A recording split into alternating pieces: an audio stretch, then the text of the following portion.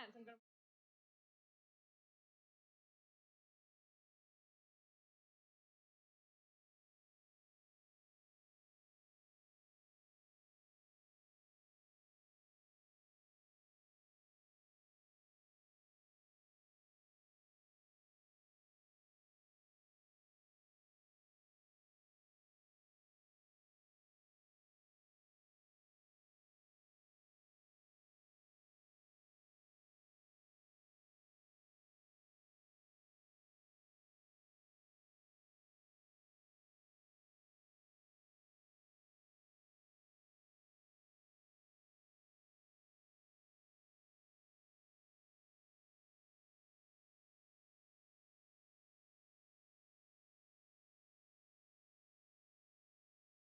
Hello. All right. I quickly want to say something. My name is Katharina, and I'm going to do an energizer with you now because we had some lunch, we had some tea. Some of you might be tired. So I would like you to stand up.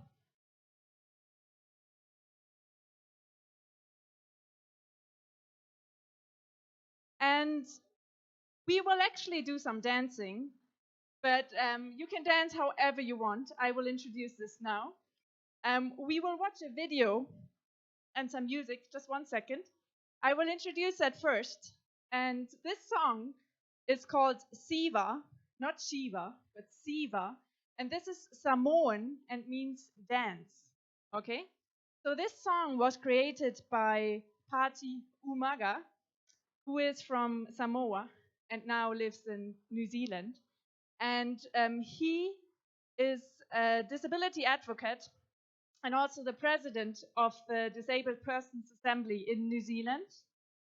And he, with his music and dance project here, what we see in a minute, he tries to raise awareness for people with disabilities and inclusion through music and dance. So it's a great song, and he's also partnering with one of our projects from the UNESCO chair. So enjoy the video, dance along if you like, and I just say Siva.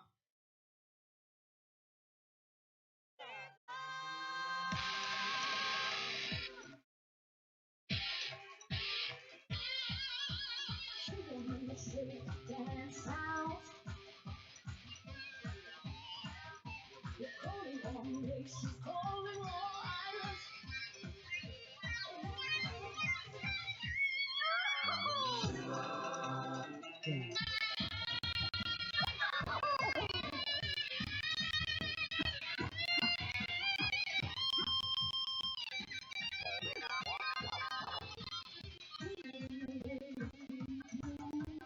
I'm the percussion's calling you. Let the rhythm take you deeper.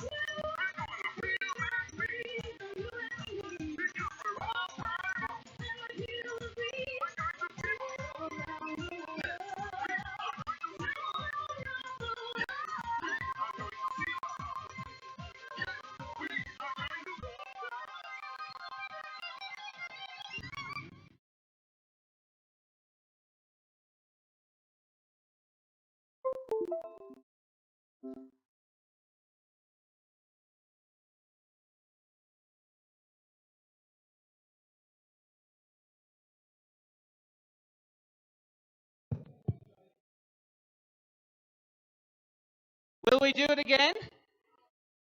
Yeah? Okay, well, thank you very much, Katerina, who has shared that dance with us. Where is Katerina? She's sitting down now. Thank you, Katerina. An applause. Okay, so now comes the moment you've all been waiting for, the debate. So I'm going to hand you over to Werner Munoz, who's going to lead a very interesting debate on whether we have all the resources required to actually ensure inclusive education. And Werner has a very distinguished panel that he's going to introduce. So Werner. Yeah, hello, good afternoon. How are you guys? Good? Excellent. Okay, we are going to invite our panelists to the podium, please. And we are about to start this session on resourcing. So we have 6 colleagues that will join us.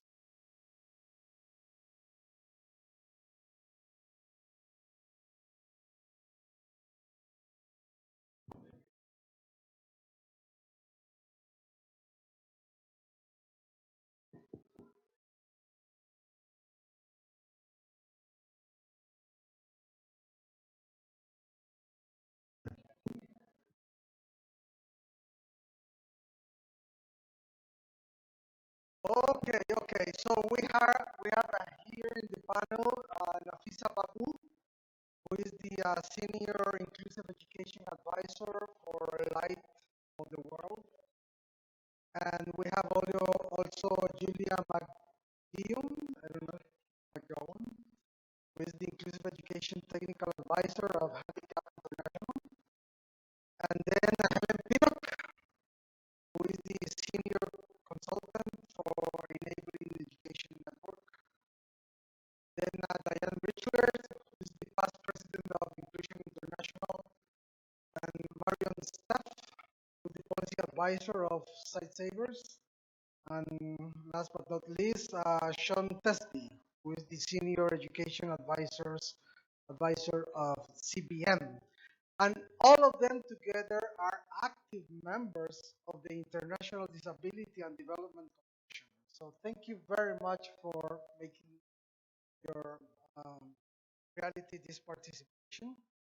So just let me, I need to also to tell you that the IDDC and this activity is part of a global campaign on resourcing inclusive education, and they will soon have available in the website information in many languages. So this is the session on resources. Uh, just let me introduce the session saying that it is true that we are facing a lot of dangers, gaps, barriers related to policy, participation, and to capacity building in education.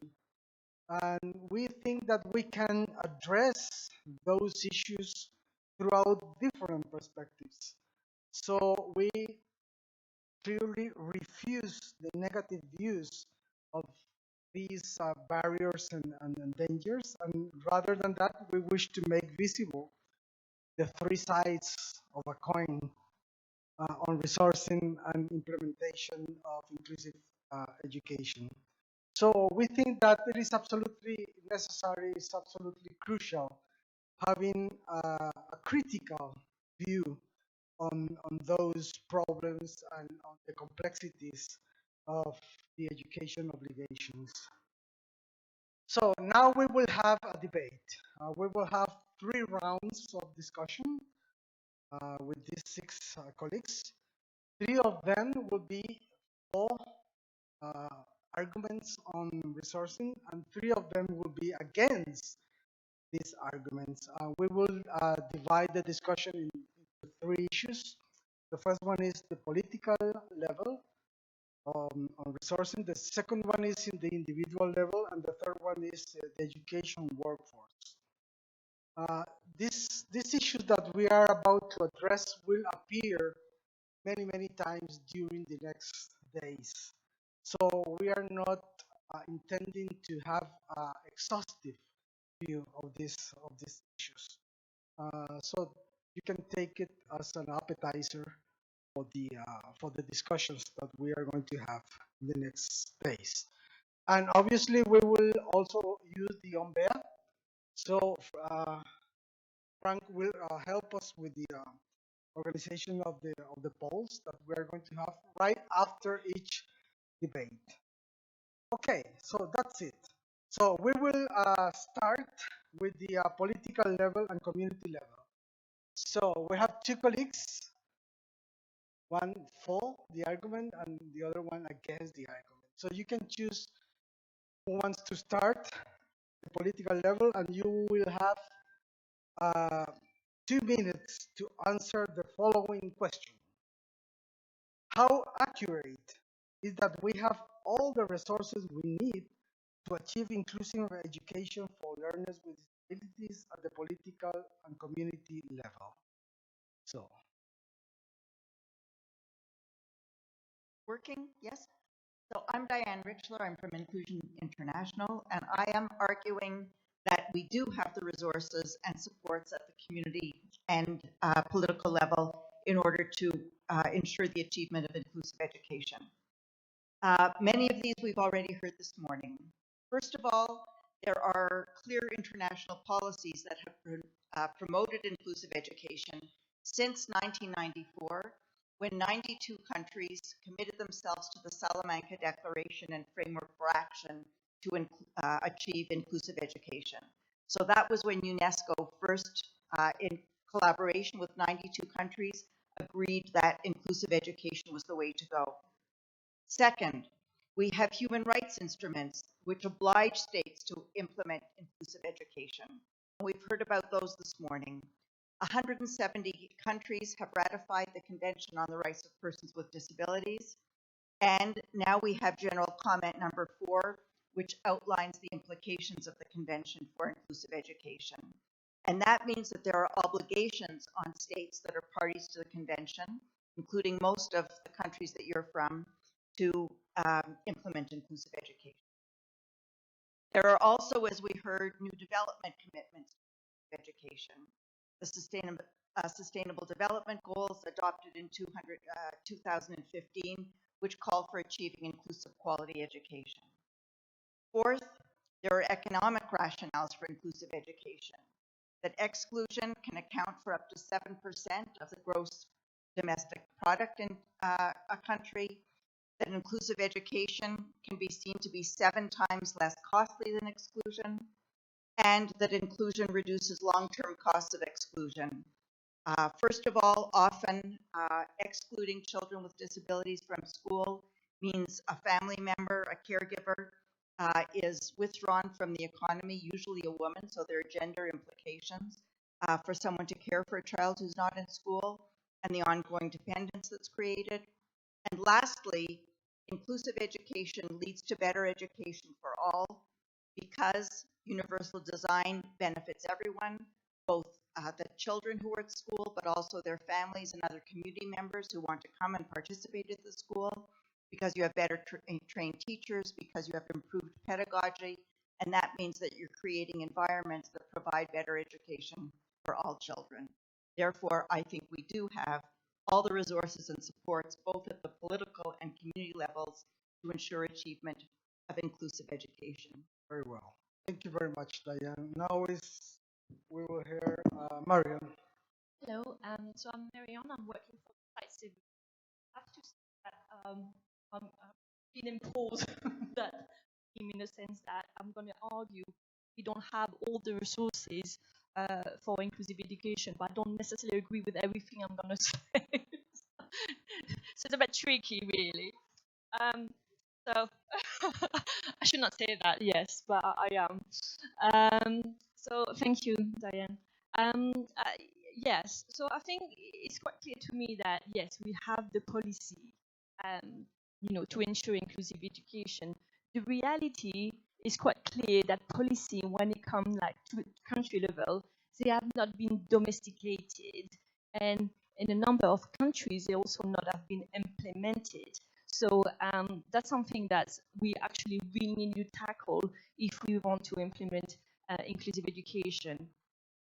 The other point I'd like to make is that it feels to me that there's a lack of commitment from donors, for instance, or I'd say, for instance, like DFID in the UK where I work, or from multilateral like GP to ensuring inclusive education. So I think it's really hard to follow up when it comes to inclusive education if education is not inclusive education